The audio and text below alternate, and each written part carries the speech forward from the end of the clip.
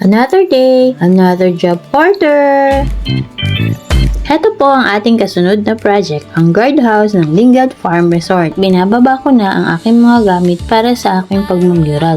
Mga pintura, fruit crates, pansapin sa sahig, mga brush, tubig, pantimpla, ready ng lahat at naikarga ko sa aking motor. Mga kamami or daddy, ganyan din po ba kayo? Pag meron kayong pupuntahan, ahead of time ay nire-ready nyo na ang mga kakailanganin.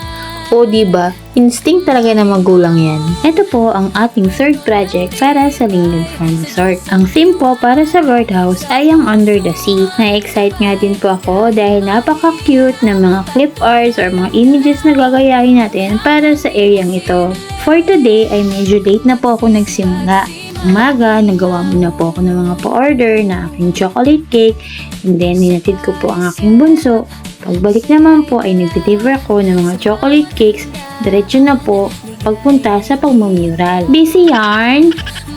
Actually, maaraw po ng oras na yan, but ready naman po ang mami mo at may dala po akong kumot na pangsabit para magiging shade ko. Yung araw kanina hindi naman masakit sa balat, so okay lang po, hindi ko na ikinabit ang aking trapal. Shoutout po sa aming butihing pastor, Boyet Cervantes. Ang laking tulong po yung tips na binigay niya sa akin.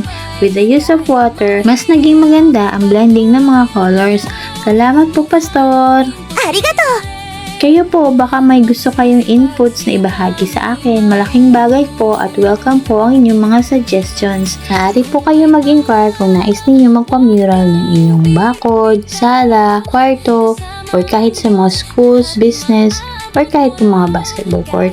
Ito muna ang ating A Day in My Life ng inyong Mami Mau. Hanggang sa muli! Episode 42. Thank you for watching! God bless!